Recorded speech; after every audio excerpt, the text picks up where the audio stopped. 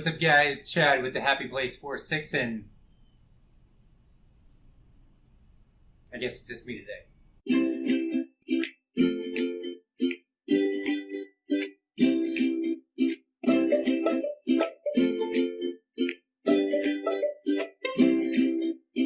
Okay, so today we're going to talk about moss walls. I know Jessica posted something a couple weeks ago that had a link to our how-to moss wall tutorial that we did quite a while ago, and she also did a quick text update on just some things that had happened with the moss wall, some things that didn't quite work so well, and so I just wanted to expand upon that today with this video, and we're mainly going to be covering three things. That's going to be what worked with the wall, what didn't, and also what we'd improve upon in the future. So you can take our original intro video along with the things I'm going to give you today and put it towards your moss wall if you're going to build one, and you can end up with an even better product than what we were able to do. So let's go. Okay, so let's cover first what worked. The biggest thing is the moss wall itself, the overall design and construction.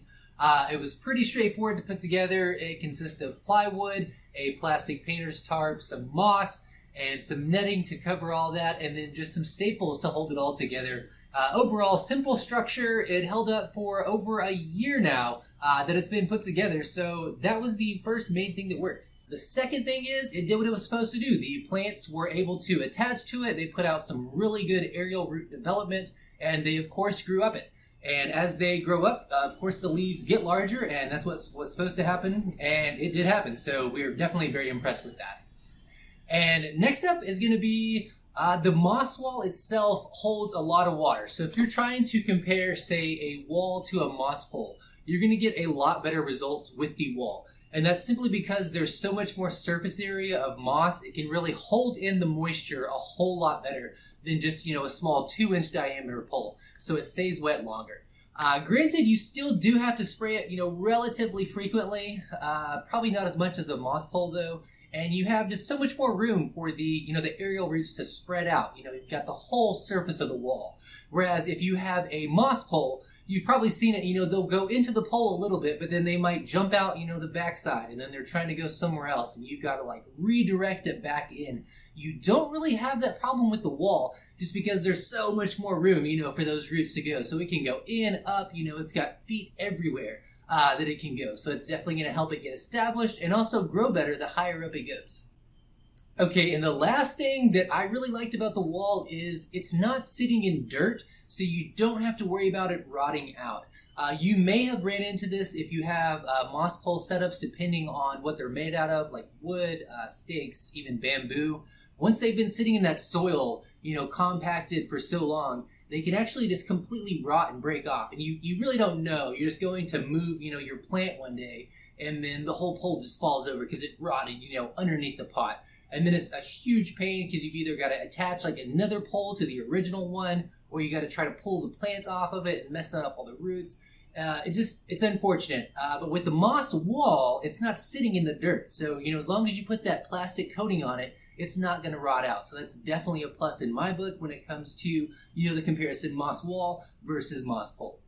Okay, so what didn't work? Quite a few things if we're being honest. First of all, I know Jessica posted about it the other day, is my ideal watering setup. Basically, we were going to have a water pump that was connected to a hose and runs through the moss wall. And so anytime the moss dries out, you can just plug that pump up. It kind of self-waters itself. In the end, it really didn't work. What was happening is the top, couple inches of the moss were getting wet, but the majority of the water was just kind of coasting off the front, As moss gets super dry, it becomes almost hydrophobic at first, so it kind of repels the water, so it just wasn't able to soak it down evenly. I do have an alternative, though, so for the next iteration, I'm going to try something different. I'll get to that in just a little bit at the end of the video. Hopefully that's going to work better. We'll see. Okay, and the next thing is not necessarily something that didn't work per se. It's just a consideration you have to take into account that you may not think of when you're setting this up. So normally you have your moss wall, say, sitting here, and then you put your pots underneath it. So you water your plants like normal, but then you also want to spray the moss wall to keep it wet. So you might have to spray it 2 or 3 times a week. So what you have to be concerned with is a lot of that water is just by gravity is going to drop down into the pot. So you have to be concerned, am I going to root rot my, my plants if they're sitting right underneath it? So ideally, when you're first getting this started, you want to use a plant that has a little bit longer of a stem.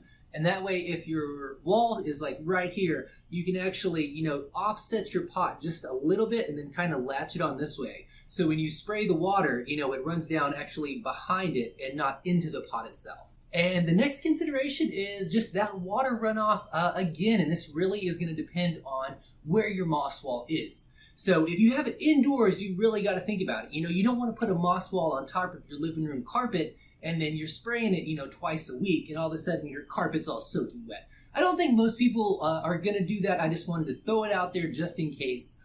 So ideally, if you're indoors, you're going to want to have something like a tarp, most likely. That's what we did for the longest time. It worked really well. Actually, recently, we switched to it's like a shoe tray you can get at IKEA. They're like $10 or something. They're meant to put like your muddy shoes in your entryway.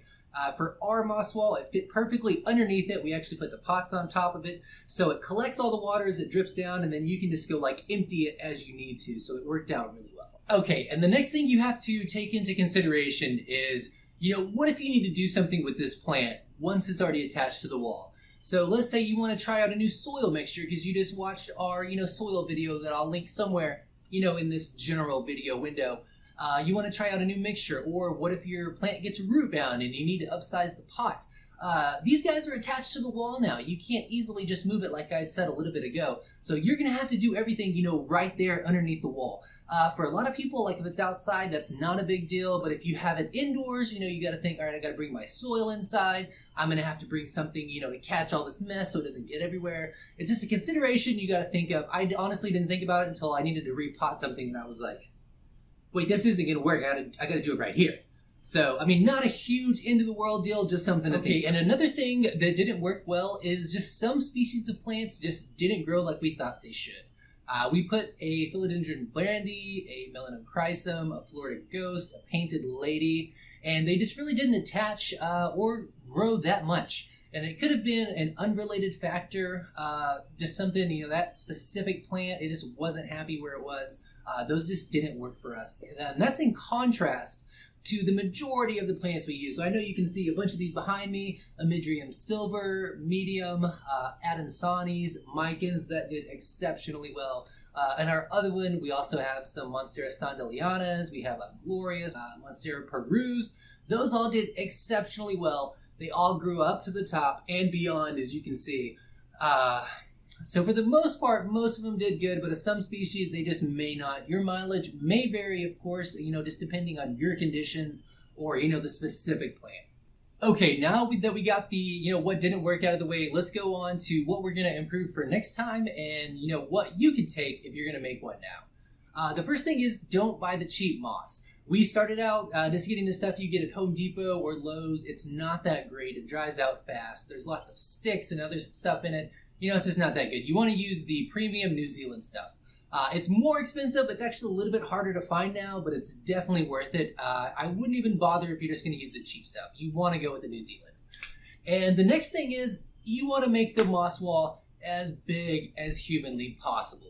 So this is going to be space limited. So in our greenhouses, obviously, we only have this little spot right here. So I think it's 4 feet by maybe 3 feet across.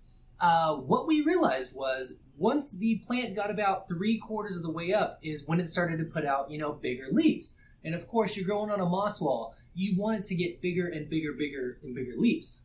But because it's only 4 feet tall in our case, by the time it really started ramping up growth, it's almost to the top. So what we did to circumvent that was actually hang just like some mesh sheeting behind it all the way up to the top.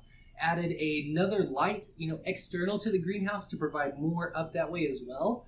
But the problem with that is, you can clip it on up there, but now there's not any more moss. So the aerial roots don't have anywhere to go. They're not absorbing any, excess moisture or, nutrients from the moss that they could down below. So I know for our next one, we're probably going to do it floor to ceiling and start them at the very bottom. And then that'll just give it so much more room to, grow and expand. Okay, and the last two things that I've improved upon are kind of related. So I know I had said my watering idea originally didn't work. So we had to manually spray, the moss walls and also the moss poles. So with that being said, start with the biggest sprayer possible. You know, we started with this little guy right here, and honestly, you're just wasting your time. You know, just get one of the big 2 or 4 gallon sprayers, save yourself some money, and time down the road, you're going to end up getting one anyway if you stay on a plant journey like we did. And honestly, the huge 4 gallon, backpack Ghostbuster sprayer, it's only like 20 something bucks at Harbor Freight. So it's honestly not even that much of an investment, and you're going to use it for a long time. That being said, my idea to water the moss walls in the future, my room size one that I'm hoping to do in a few months from now, is to use those little garden spray nozzles. So instead of having like a slow drip just along the top, going to set it up at different increments to actually spray on it, using the same sort of like water pump setup, but using spray nozzles instead of just like a slow drip. All right, that's going to be it for this one, guys. If you like what you saw, like what you heard, if you thought any of it was useful, just let us know. Leave a comment down below. You can leave a like and subscribe if you want. If you want to see more of our content, awesome pictures and stuff posted daily, check us out, The Happy Place 46 on Instagram or thehappyplace46.com, our website. If you happen to be watching there already, well, you're already here. Welcome.